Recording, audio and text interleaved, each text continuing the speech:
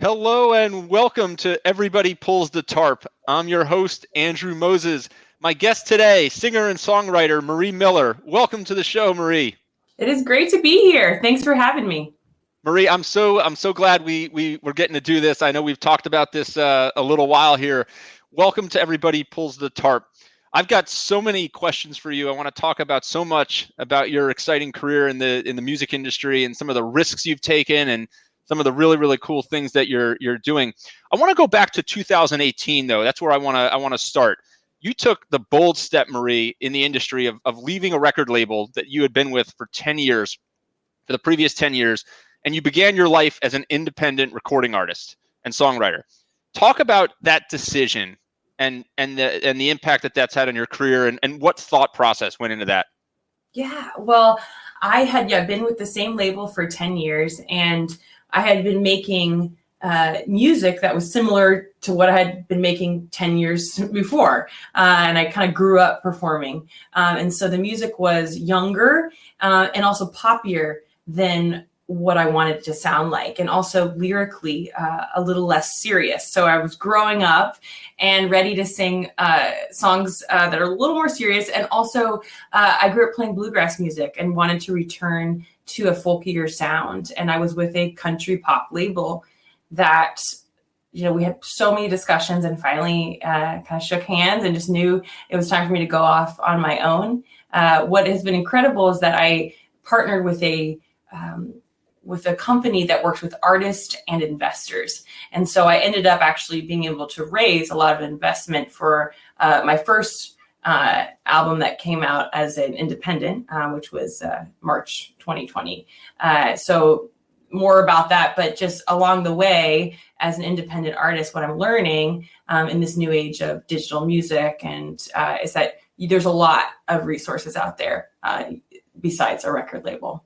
So there are a lot of resources out there, but certainly, when you're going through that decision and, people listening to this show and watching this show, whether they're in business, they're in sport, they're in entertainment, media, whatever it is, right?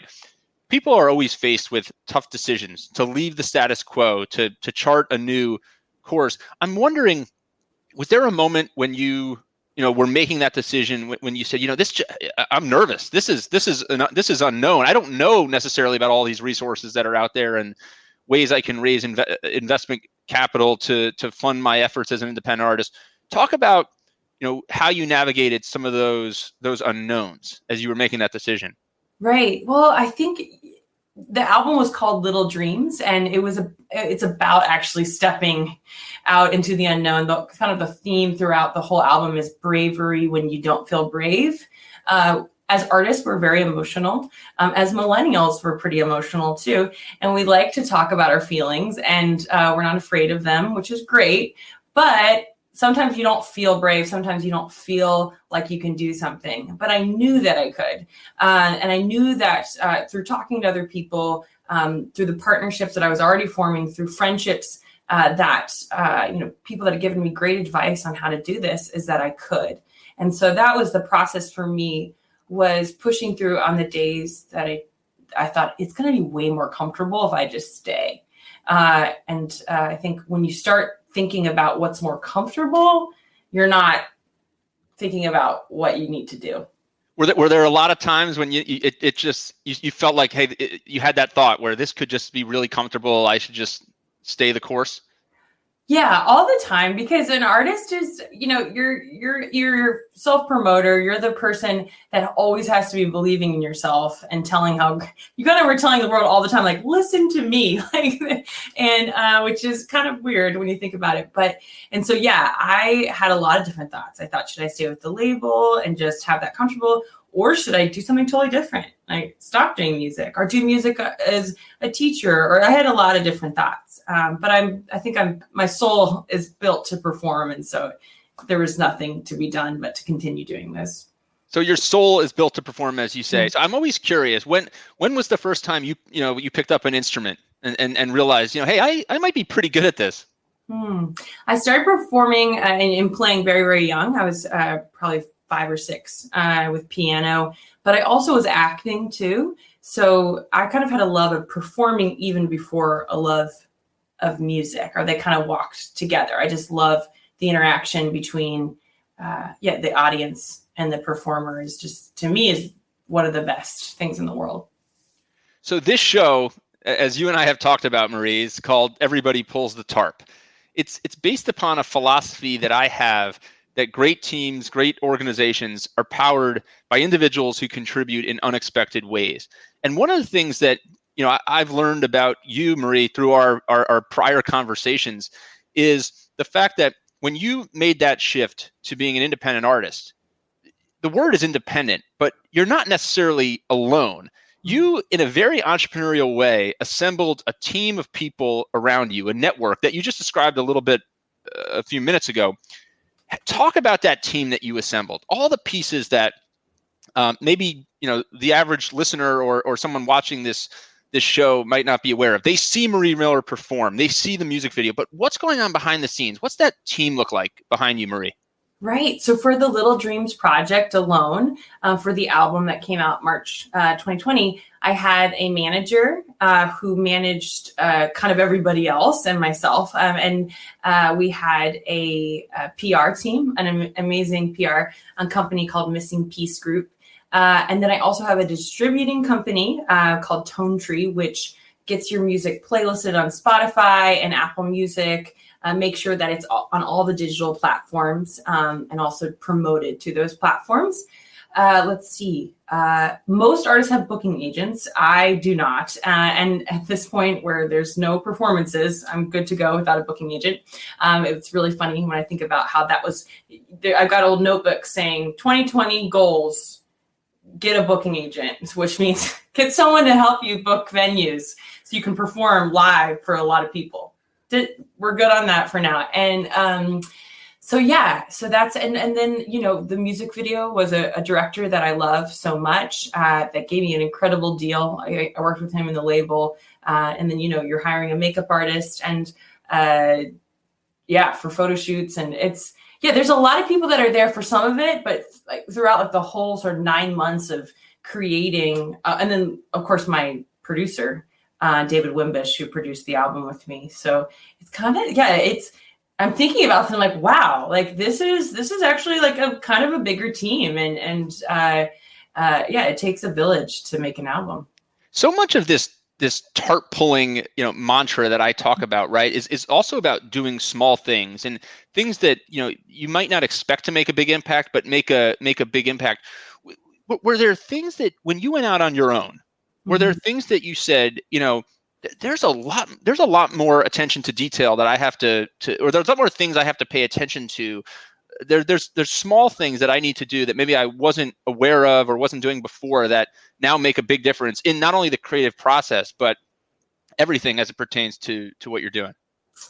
Yes, I learned an incredible amount. And I think this is kind of very thematic to Little Dreams because I say in the lyric, 1,000 kites on a string, just try and knock the wind right out of me. So it's like there's, our little dreams, our little acts create 1,000 kites on a string, which would be a pretty big scene in the sky.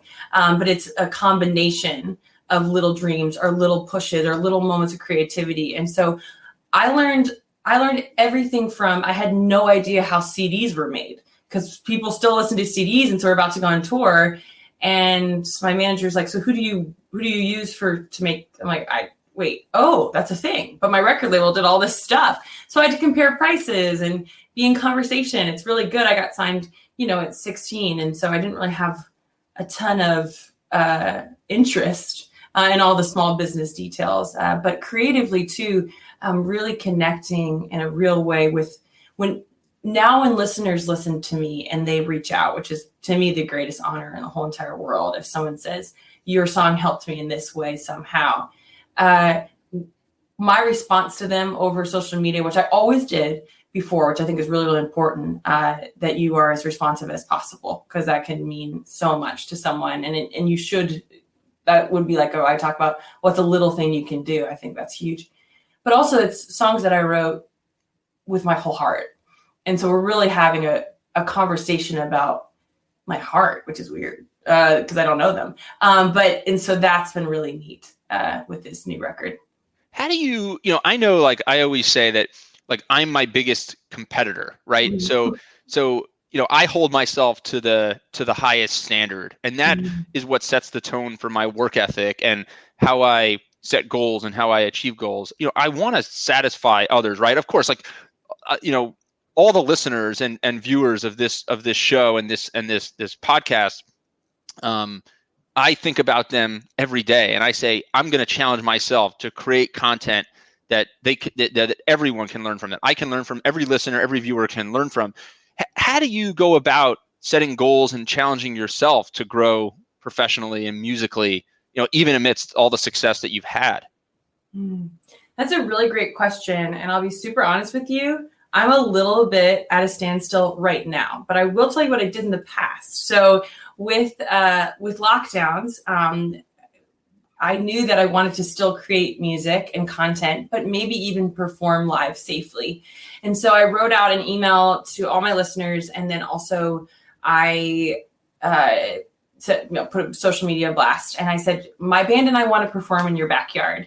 And so what we started doing is just going to listeners' backyards with maybe their COVID clan, maybe 8 to 10 people outdoors. And set up our own sound system and just kind of like never go inside and always be 6 feet apart. But it works because it was the way we did it. Now, living in Virginia, where I live now, and kind of where I perform most is like Northeast and stuff, a little bit too cold to do that kind of stuff. I do have some listeners in like Florida and stuff, but you start to get, it starts getting a little complicated. But yeah, so I'm trying to figure out what's the next winter step with music, and I've got some ideas up my sleeve. But yeah, I will say, anyone listening out there, if you think of stuff, email me. This is certainly an interesting time, and I mean, I think it speaks to adaptability, right? I mean, obviously, you had spent a number of years in Nashville, and you're back in the DC area now. I mean, it's I think, as you know, I spent a lot of time the last couple of years in Nashville, and it's tricky right now. I mean, trying to navigate the entertainment industry. I mean, when the pandemic started, did you just, I mean, did the change, was the change just kind of forced upon you, or did you say, hey, I'm gonna figure out a way to kind of reinvent how I deliver, what I do? Yeah, I think at first it was just kind of you're being pushed along, but then how do you use what is now lemons and make margaritas or whatever? And it's been really impressive to see some of my friends. It's been impressive to see the artists that I admire so much do really creative things and really do things for our community, because it is hard right now as artists, as entertainers, because really the way we make our money is through performing, and we're not able to do that in the same way. But also there's a ton of other people that have been hit so much harder financially, and then also who have gotten sick, who have lost loved ones. And so what I've been so impressed with artists, even though they're going through their own crisis, are doing, online benefit concerts and kind of calling all of us to come together as a community and use art where it always should be, which is to heal, to inspire, to bring hope when it doesn't feel like there's a lot of hope left.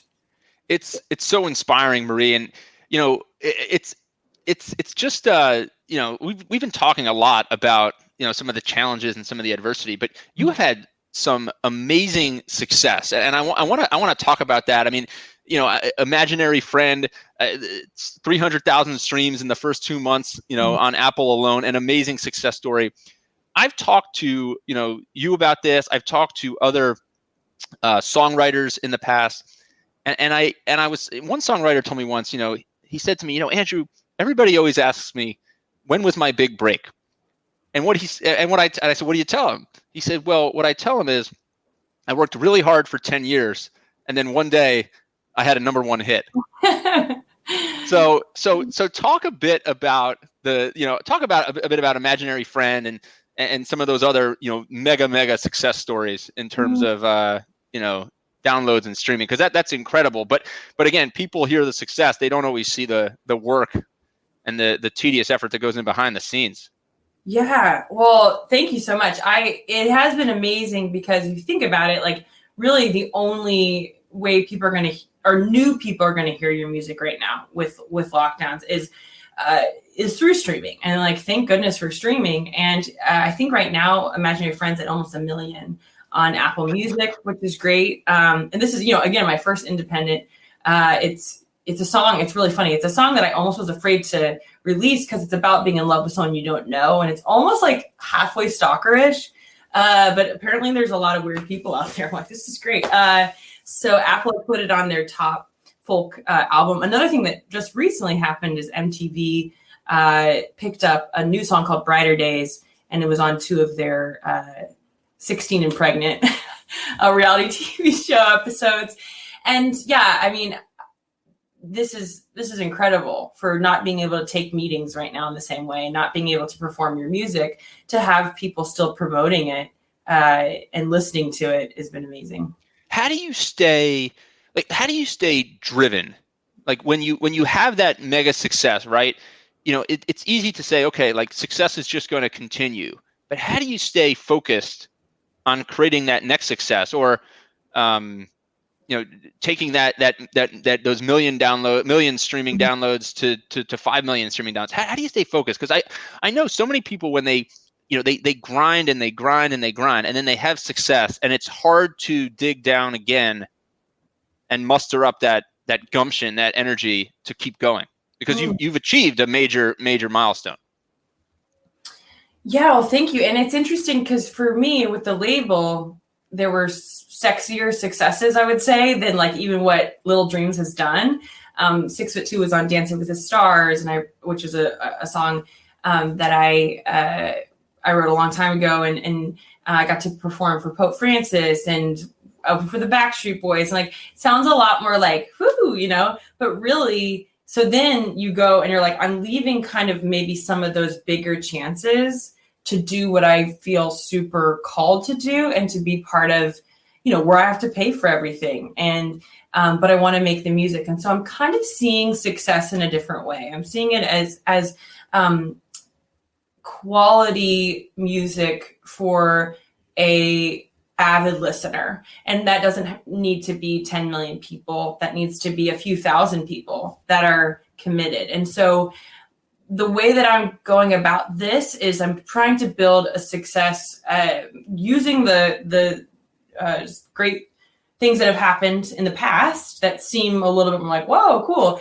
And then, but for this album, really just like connecting with this audience, and hopefully making a lifelong friend and listener, instead of just someone that may keep it on when they hear it on the radio or not. So is like authenticity like a word that, like, being authentic and being more true to yourself? Is that something that you're able to do as an independent artist as opposed to with the label? Completely. Yeah. And we live in such an interesting time with social media and reality television, and this idea that Hollywood, like, if I'm famous, then I'm happy. And it's like, I don't know about that. So I would say, I would call to any artist that your first should be, I want to be authentic. A second should be, I want to be excellent. Because if you're super famous, but you suck, like, who cares? Like, like, you want to be excellent first. And so, yes, I would say authenticity, though, is like the number one that I'm focused on right now. So what separates like the elite musicians and performers from like the pack? Like what's the separation? And are you talking about with their skill level or their success? Let's break it down. Let's talk about musically and then as a performer. So let's start with like the musical side of it. Well, I think there are so many insanely talented people out there that no one has heard of. There are people that go to work for, at a law firm and go home and play their guitar, and they're better than people that, are doing it full time. So I think what I love about music and what I love about art is that it does not need to be paid for it to be true and it to matter. And so even if you're someone that just loves art and you want to play music or you want to act or you want to write poetry, like you should do that, whether that's your job or not, because it's profound and the world needs your art. And you need your art a lot of the times. It's something that can heal and be just such a good. And then I would say for the successful artists, and I'm not this person, this is my problem, is that they're focused and their brand and they work 24 hours a day. I like to work, but I also like to hang out with my friends and bake pies and read old books. You know what I mean? So that's always been my thing where I'm like, I love music, but I also love a lot of other things. So. But that's that's authentically you, right? And doing this independent, recording artist, songwriter, endeavor here gives you a chance. I mean, when we were talking a couple months ago, I got off the phone and I said, I never thought of a singer-songwriter as an entrepreneur, but Marie's an entrepreneur. I mean, she's essentially walked away from something comfortable and successful, and she is endeavoring to create, essentially her own business, her own kind of model for doing this. You're not the only one doing it, but you're certainly, putting your personal touches on it, and then it's going to be authentically you.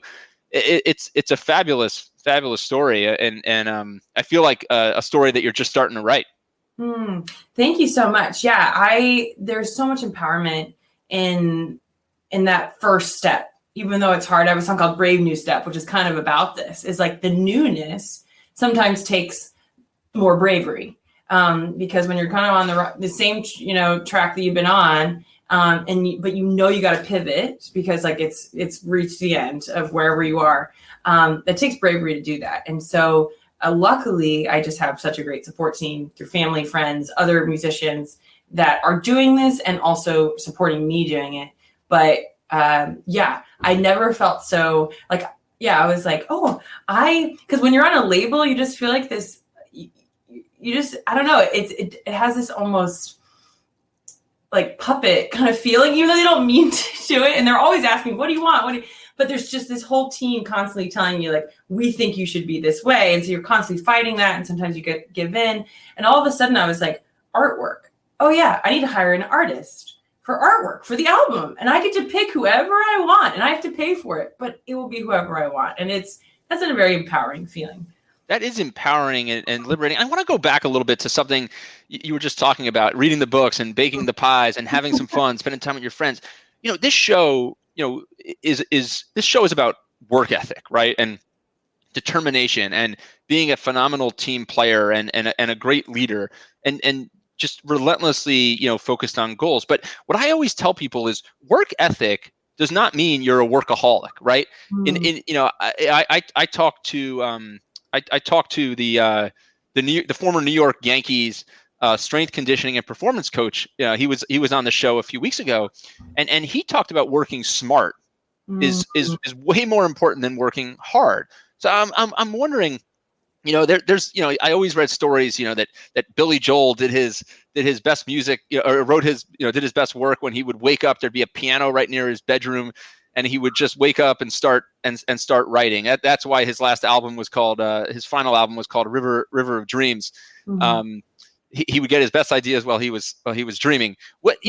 Talk about the work-life balance. How do you work smart? How do you give yourself that room to be creative and sink your soul and all your energy into the work and still have time to pursue other passions and spend time with your friends and bake those pies, read those books? I'm curious about that for a second. How do you create, I guess in summary, how do you create that space to sink yourself into the work, but also give yourself the balance? That's a great question. Personally, it's been also a challenge this year to work as hard as I ever have because there's less work to be had. And so you're constantly creating your own schedule and your own work because you're thinking, I'm now planning for 2021 because hopefully I'll be able to kind of have a normal musical life by then. So what do I do to bring a better future now, right? And I think that's what or not everybody, but a lot of people are doing with their jobs, especially creatives.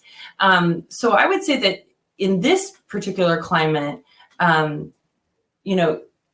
be smart with your fun experiences. Maybe, of course, you need to be with your friends and your family, as safely as you can, and to be part of people's lives as you can right now. But I would say that this is the time, if you are stuck, if you don't feel like, your work fun life balances, maybe it's a little more fun than work because you have more time and you're working from home.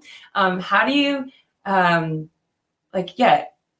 choose some interesting hobbies, and also be thinking about how this could be a good thing for 2021. I think like being future minded is really good right now.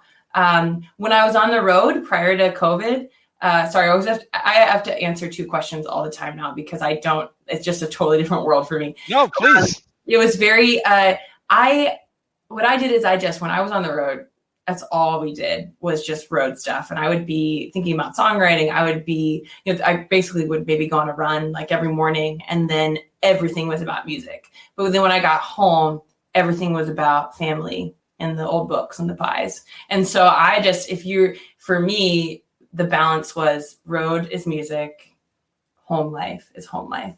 And so I don't know if this works for everyone, but for me personally, having the borders between those two. It's interesting. I mean, Marie, it's just incredible, right? How this pandemic's going back to February, March timeframe has fundamentally, changed the way so many of us, whether it's in entertainment, in sport, in business, media, have to operate. How everybody. I mean, my kids are going to school in our living room and in our kitchen. This is a whole new ball game. But what's interesting, what'll be interesting to watch is how this experience, once the pandemic is over and we're on the other side of this, and in hopefully a normal, quote unquote 2021, or hopefully it's normal in 2021. Once we're back to normal, how do we take the things that we learned about the way we operate and the way we work and the way we perform, and take the positives from this experience, the things we were forced to learn that fundamentally improved us, and how do we bring those into the new normal? I think it's going to be really, really interesting to see how you take those lessons, or all of us take those lessons and bring those forward.